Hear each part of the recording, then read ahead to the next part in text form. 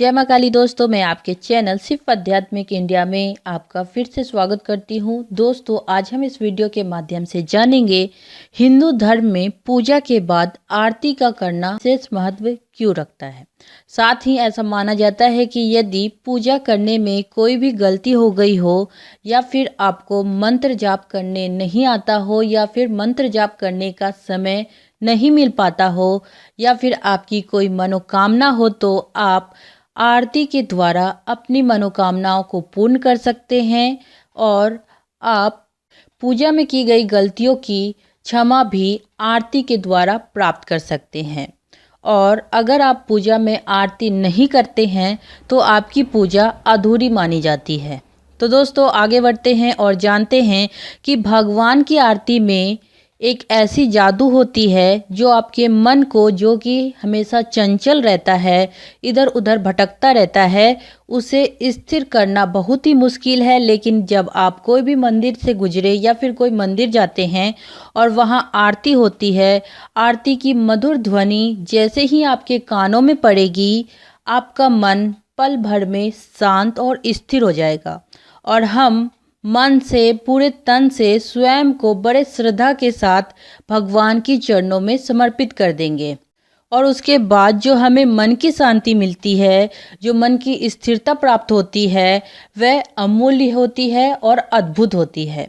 तो दोस्तों, हमारा हिंदू धर्म सबसे अद्भुत और सबसे अलग है और हिंदू धर्म में बताए गए व्रत, त्योहार, नियम, पूजा पाठ, आरती, हवन सभी का आध्यात्मिक महत्व के साथ साथ वैज्ञानिक महत्व भी बहुत ही अधिक है। लेकिन कुछ पाखंडियों द्वारा हिंदू धर्म को लोग गलत समझने की भूल कर देते हैं। दोस्तों, क्या आपको पता है कि हिंदू शब्द का क्या अर्थ होता है? हिंदू शब्द का अर्थ होता है अज्ञानता और हीनता का त्याग करना। तो दोस्तों, बहुत कम लोग ही जानते होंगे कि हिंदू शब्द की उत्पत्ति कैसे हुई थी और ये कौन से भाषा से आई है।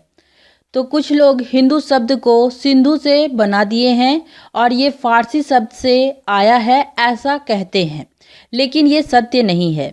हिंदू शब्द की उत्पत्ति आज से करोड़ों वर्ष पूर्व प्राचीन काल में ही हो गई थी और हमारे वेदों और पुराणों में हिंदू शब्द का उल्लेख भी पाया जाता है और हिंदू शब्द संस्कृत शब्द से बना है। तो दोस्तों, हम आगे बढ़ते हैं और जानते हैं हिंदू धर्म में होने वाले पूजा के अभिन्न अंग, पूजा की आत्मा जिसे हम आरती कहते हैं, उसके बारे में कुछ विशेष रोचक तथ्यों के बारे में। दोस्तों, सबसे पहले स्कंद पुराण में आरती के महत्व की चर्चा की गई थी। आरती हिंदू धर्म की पूजा परंपरा का एक अत्यंत महत्वपूर्ण अंग है और यदि कोई व्यक्ति पूजा के अंत में आरती ना करे तो उसकी पूजा अधूरी मानी जाएगी।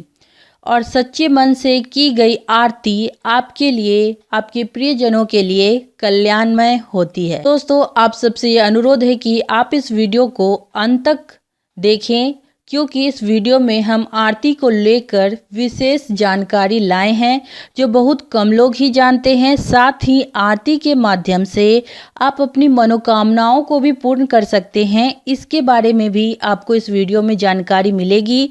तो आप इस वीडियो को लाइक करें, शेयर करें और हिंदू धर्म के ज्ञान को अपने साथ साथ दूसरों के साथ भी बांटें। और जो न्यू व्यूवर मेरे इस वीडियो में है वे प्लीज़ मेरे इस चैनल को सब्सक्राइब करें और बेल बटन को ज़रूर दबाएं ताकि मेरे द्वारा बनाए गए सारे वीडियो की नोटिफिकेशन सबसे पहले आपको मिले। तो चलिए आगे जानते हैं आरती क्यों की जाती है, पंचदेव स्तुति क्या होती है, आरती के 5 अंग क्या हैं और आरती करने का आध्यात्मिक और वैज्ञानिक महत्व क्या है, आरती के नियम, प्रकार, आरती कितनी बार घुमानी चाहिए और आरती में किन किन चीज़ों का विशेष महत्व होता है, इसके बारे में भी जानेंगे। और लास्ट में हम जानेंगे मनोकामना पूर्ण करने के लिए आरती कैसे करनी चाहिए। तो आप इस वीडियो को अंत तक देखते रहें। तो दोस्तों, सबसे पहले हम जानते हैं कि आरती क्यों करनी चाहिए। दोस्तों, आरती के माध्यम से हम अपने प्रार्थनाओं को भगवान तक पहुंचाते हैं, इसीलिए हमें आरती रोज करनी चाहिए। आरती के माध्यम से आप भगवान को धन्यवाद करते हैं कि उन्होंने आपको ये अमूल्य और अनमोल जीवन दिया है। दोस्तों, आपको जो जीवन मिला है वो अमूल्य है और अनमोल है।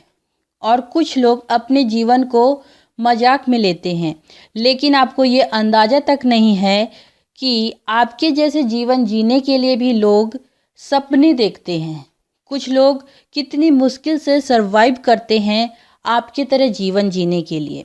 इसीलिए हमें रोज़ आरती के माध्यम से भगवान को धन्यवाद करना चाहिए कि उन्होंने हमें ये अमूल्य और अनमोल जीवन दिया है। आरती करने के साथ साथ आरती को देखने और सुनने से भी हमें पुण्य की प्राप्ति होती है। तो दोस्तों, अब हम जानते हैं कि पंचदेव स्तुति क्या है और आरती में पंचदेव स्तुति क्यों करनी चाहिए। तो दोस्तों, सबसे पहले आप सभी जानते हैं कि सभी देवता का अपना अपना मंत्र होता है, जिसके माध्यम से हम उनका आह्वान करते हैं, उनकी पूजा करते हैं। और आप किसी भी देवता का पूजन करें उसके पहले आपको पंचदेव का पूजन करना अति आवश्यक है, जरूरी है। तो पंचदेव में कौन कौन से देवता आते हैं पहले वो जानते हैं। सूर्य देवता, गणेश जी, दुर्गा जी, शिव जी और विष्णु जी, ये पंचदेव हैं और इनकी पूजा सभी कार्यों में अनिवार्य मानी गई है और इनकी ही स्तुति पंचदेव स्तुति कहलाती है। तो दोस्तों, अब हम जानते हैं आरती के 5 अंग क्या होते हैं। आरती के 5 अंग होते हैं।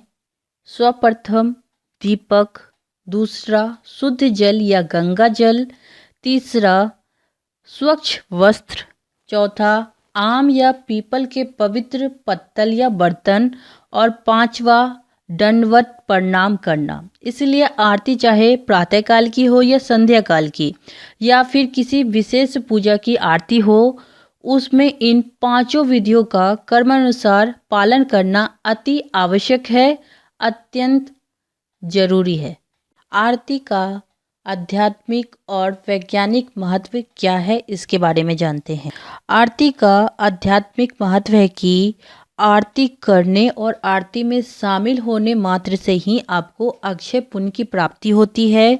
और आरती में कुमकुम, अगरबत्ती, कपूर, घी, चंदन की ये 5 या 7 बत्ती बनाकर रुई या घी से बनी बत्ती से आरती की जाती है, जिसे देखने से ही आप अपने साथ साथ अपने परिवारजनों का भी कल्याण करते हैं।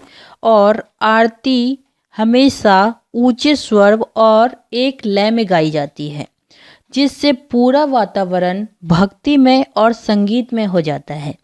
यह माहौल हर स्थिति में मन को सुकून देने वाला होता है। अलग अलग देवताओं की स्तुति अलग अलग वाद्य यंत्रों के द्वारा की जाती है और अलग अलग गायन द्वारा की जाती है, जिससे देवी देवता शीघ्र प्रसन्न होते हैं। और हिंदू धर्म के अनुसार आरती करने वाले व्यक्ति पर भगवान की कृपा सदैव बनी रहती है। और आरती का वैज्ञानिक महत्व क्या है, ये जानते हैं।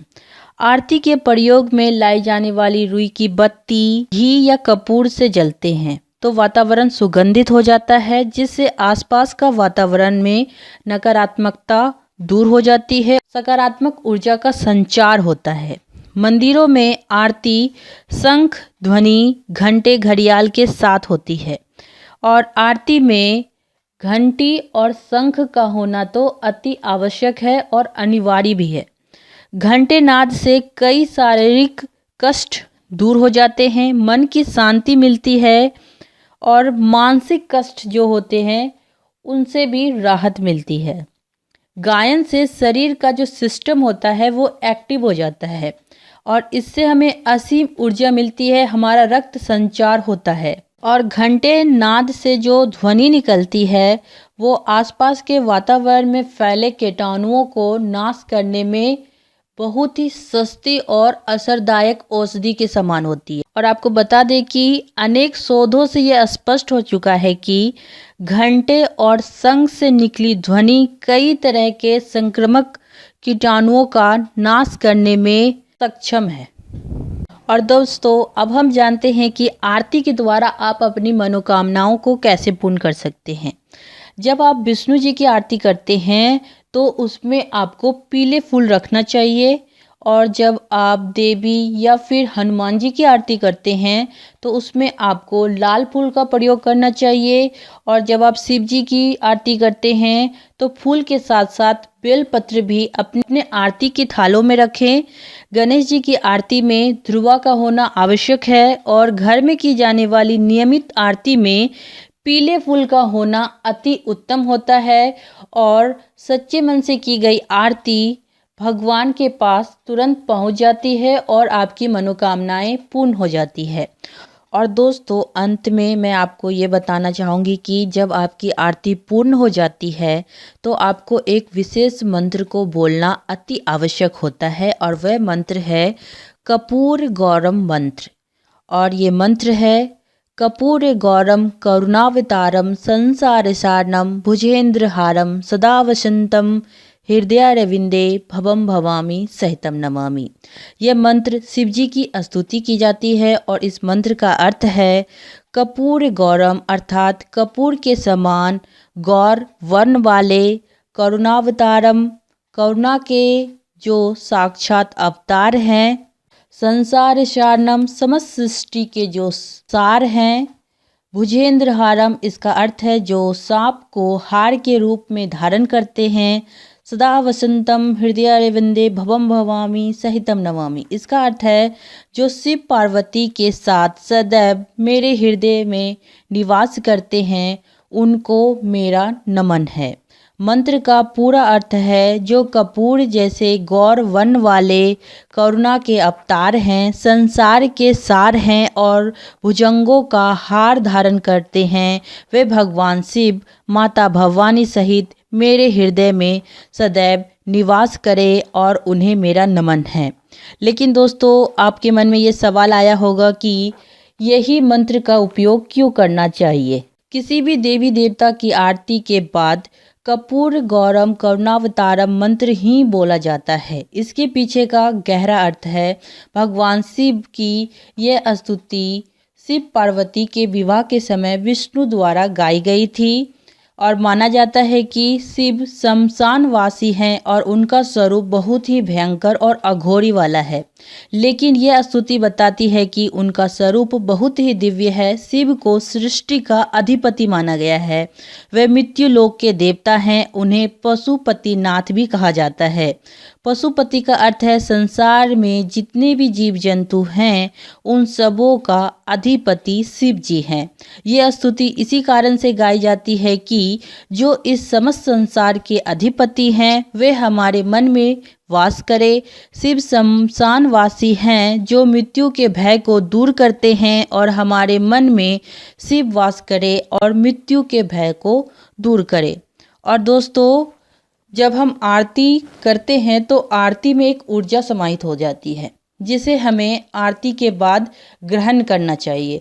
तो वो आरती हम किस प्रकार ग्रहण करेंगे, उस ऊर्जा को किस प्रकार ग्रहण करेंगे, अब ये जानते हैं। आरती से ऊर्जा लेते समय सर ढका हुआ होना चाहिए।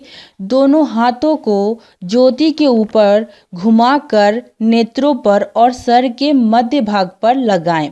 कम से कम 5 मिनट तक जल को स्पर्श ना करें।